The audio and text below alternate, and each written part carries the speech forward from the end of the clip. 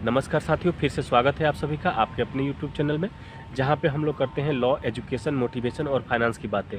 तो आज फाइनेंस की कड़ी को आगे बढ़ाते हुए हम लोग ये जानने का प्रयास करेंगे कि जो क्रिप्टो करेंसी से जो इनकम होती है या जो क्रिप्टो ट्रेडिंग होती है, क्रिप्टो में जैसे बिटकॉइंस है, अलग अलग तरह के कॉइन्स है, तो इसमें जो हम ट्रेडिंग करते हैं इंडिया बेस्ड लोग, तो इससे जो इनकम होता है वो इंडिया में कितना टैक्स फ्री है, टैक्सेबल है, अगर टैक्स लगता है तो कितना लगता है। तो सबसे पहले मैं बताना चाहूँगा कि हमारे कंट्री में किसी भी सोर्स से आप इनकम लो, अगर आपका इनकम है तो टैक्सेबल है। हमारे देश में इनकम टैक्स सभी को पे करना ज़रूरी होता है।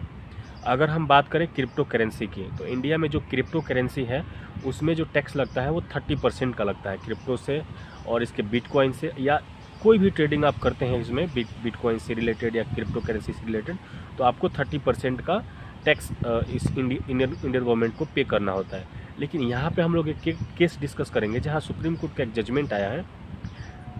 उस जजमेंट में बोला गया है कि जो क्रिप्टो है या जिस तरीके से उन्होंने इस टैक्स को शो किया हुआ है अपने टैक्स में, तो वो बता रहा है कि यहाँ पे हमें 12% 12.5% का इनकम टैक्स लगेगा। क्योंकि इसको समझने के पहले हम समझ लेते हैं। एक व्यक्ति हैं जिनका नाम है रौनक कुमार जैन, रौनक प्रकाश जैन इनका नाम है। इन्होंने सन 2015-16 में लगभग 5 लाख रुपए वैल्यू की क्रिप्टो करेंसी में ट्रेडिंग की थी, कॉइन खरीदी थी। सन 2020-21 में उस करेंसी की वैल्यू हो गई 2 करोड़ रुपये। जब उन्होंने टैक्स भरा तो वो जो 2 करोड़ उनका इनकम था उसको शो किया उन्होंने, तो जो टैक्सेस उसको इनकम जो सोर्स दिखाया उसमें दिखाया कि इनकम फ्रॉम कैपिटल गेन। लेकिन जो टैक्स अधिकारी थे, जो टैक्स ऑफिसर थे, उन्होंने इसको कैपिटल गेन मानने से इनकार कर दिया और बोला कि जो इंडिया में क्रिप्टो करेंसी जो है ये कैपिटल गेन में नहीं आता है, इसको इनकम फ्रॉम अदर सोर्सेज में आपको डालना है।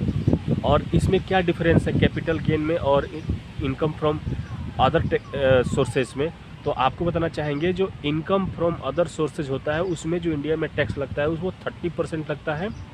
और जो 5 हीट्स ऑफ इनकम है हमारे कंट्री में, तो अगर उस पर डिस्कस ना करते हुए मैं अगले वीडियो में आपको बता दूंगा कि 5 हीट्स ऑफ इनकम क्या है, यानी 5 इनकम के 5 मुख्य स्रोत हमारे देश में क्या है। पहले हम लोग 2 पे डिस्कस कर लेते हैं।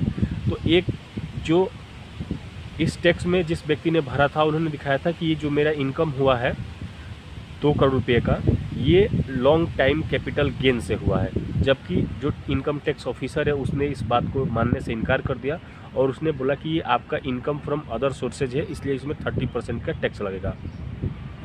जो इसमें जो कंप्लेनेंट हैं उनका नाम है रौनक प्रकाश जैन, तो वो सुप्रीम कोर्ट जाते हैं। सुप्रीम कोर्ट ने इस पर वर्डिक्ट दिया है कि जो स्टॉक इन्होंने होल्ड किया ये मोर देन 36 मंथ है। आप कोई भी इनकम फ्रॉम अदर सोर्सेज का जो अमाउंट है वो 36 मंथ प्लस आप होल्ड करते हैं, तो वो इनकम टैक्स के उस स्लैब में जाता है जिसको हम लोग इनकम फ्रॉम कैपिटल गेन कहते हैं। तो इनकम फ्रॉम कैपिटल गेन में आपको 30% के जगह पे 12.5% का इनकम टैक्स देना होता है।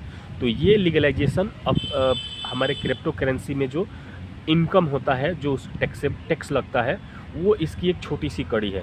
तो आप भी अगर क्रिप्टो में डील करते हैं, क्रिप्टो में ट्रेडिंग करते हैं या बिटकॉइंस में अगर आप ट्रेडिंग करते हैं और इनकम टैक्स से आप छूट लेना चाहते हैं, तो आप कोशिश करें कि जो आपकी ट्रेडिंग है या जो आपसे वो कैपिटल मनी आपने गेन की हुई है उसको मोर देन 36 मंथ आप होल्ड करने का प्रयास करें।